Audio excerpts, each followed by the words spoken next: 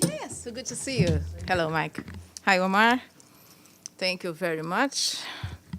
So here we are again to finish this week.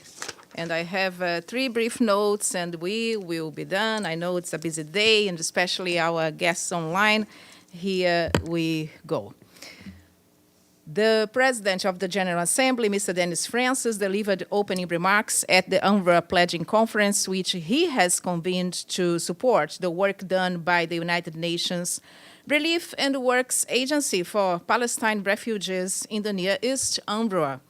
The PGA asked the participants to observe a minute of silence in the memory of 197 UNRWA staff members who lost their lives since the 7th of October 2023. President Francis stressed that the UN agency provides protection for 5.9 million registered Palestinian refugees, including vulnerable groups such as women, children, and persons with disabilities.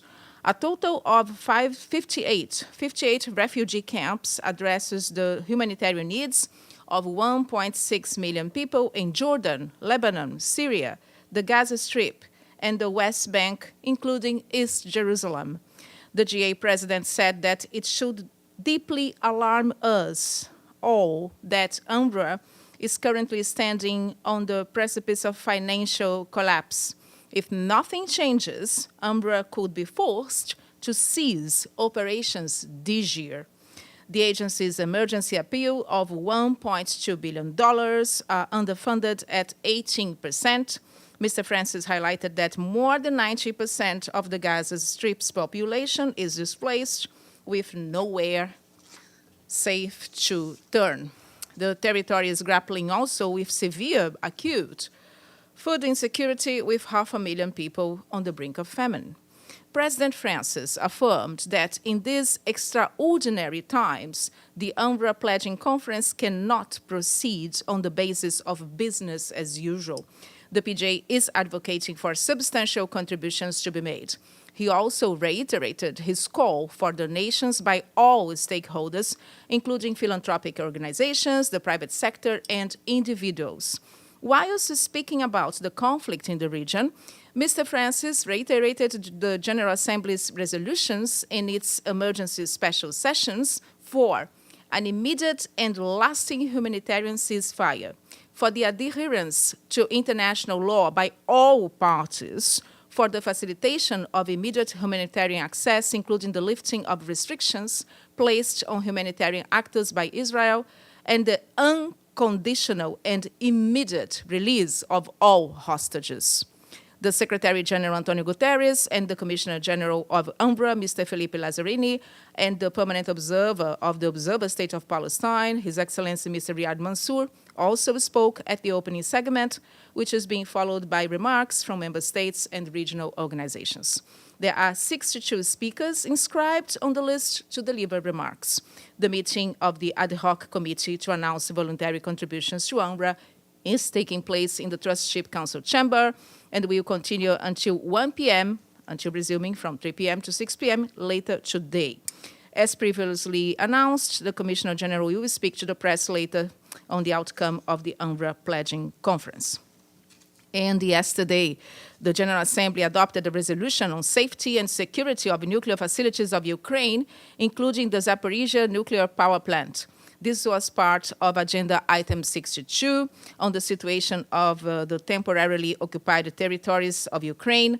This morning, President Francis issued a post on his X social media account welcoming the GA adoption and stating that the militarization of nuclear sites significantly heightens the risk of a nuclear accident or incident, endangering not only the people of Ukraine, but the entire international community. And finally, for your diaries, PJ Dennis Francis will speak on Monday, 15th of July, at the high-level segment of the Economic and Social Council, ECOSOC, including the 3-day ministerial segment of the high-level political forum, which will be held from Monday, 15th July, to Thursday, 18th July. Also on Monday, the PGA will convene an informal meeting of the General Assembly to observe Nelson Mandela International Day at 11 a.m. in the Trusteeship Council chamber here at the headquarters. We will deliver opening, the PJ, deliver opening remarks at the event, which we'll hear also from the Deputy Secretary General, Ms. Amina J. Mohammed, and other speakers. And this is everything we have for today. So do you have anything else here? How are you, Gabriel? How are you doing today? Hi, Monica. I'm very sorry I missed the top. It was a busy day, so I came in late. So you might have mentioned this, and if you did, I apologize. Will your office release the numbers from the pledging conference on new pledges that came today? Sure. Towards the end of the day, we will send to you all this number, this exact number. And also, as you know, the Commissioner General Philippe Lazzarini will be here to speak to you all about that as well. But you'll hear from us. And that as would soon be as we have the exact number, right? Towards the end of the event today. Thank you. And that would just be the new pledges, right? From today only?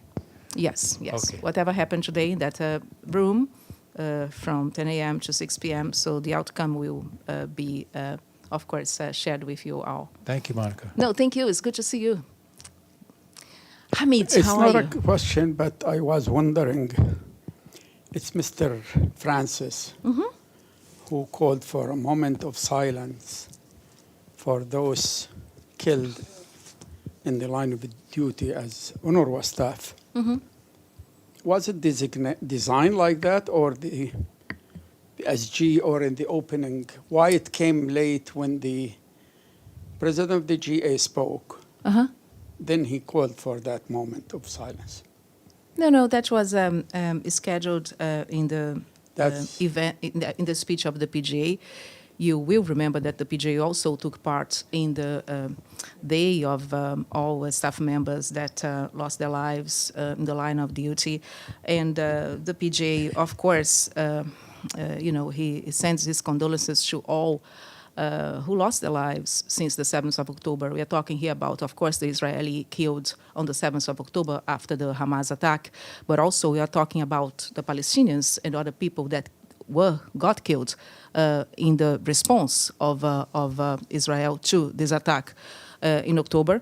And of course, we are talking about the 197 colleagues, UNRWA colleagues, who lost their lives, who were killed since the 7th of October. Of course, the PGA shows his solidarity, and he expressed his condolences when it happened. And of course, he reiterated today with this minute of silence that the membership had also, again, the opportunity to join in. Okay, so yes, Mike, how are you? Good to see you today. Thank God. How about you? Yeah, I'm fine, thank you. Quick question for you. The ICJ announced a few hours ago that it will issue its advisory opinion next Friday on the case of Israel's legal practices vis-a-vis the Palestinians in Jerusalem and Judea and Samaria. Is the PGA or the General Assembly as a whole doing any advanced planning to hold any sessions or statements or what have you in reaction to the pending opinion? Thank you very much for this question, Mike. We do not comment on processes or cases that are going on.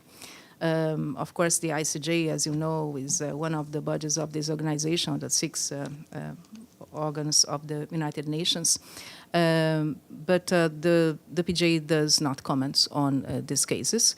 I do not have, to the best of my knowledge, any information about anything being planned. But I can look into it for you. Thank you. No, thank you. It's good to see you. I see Deji there. Deji, did you just said hello, or you had a question? You just said hello. Okay, good. One more question. Go. Hamid. I think the representative of Slovenia mentioned a letter signed by 180 member states in support of UNRWA. Do you have a copy of that letter, please?